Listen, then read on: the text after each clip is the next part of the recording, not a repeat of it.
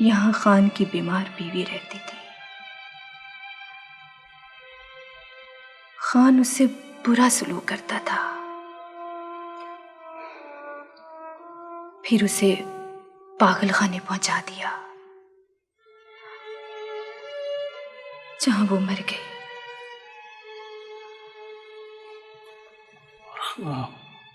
खान साहब की कोई औलाद, कोई बेटा बेटी कोई नहीं है? एक बेटा है। खान ने उसे वजीफा दिलवाकर अमेरिका भिजवा दिया और खुद आपसे शादी कर ली?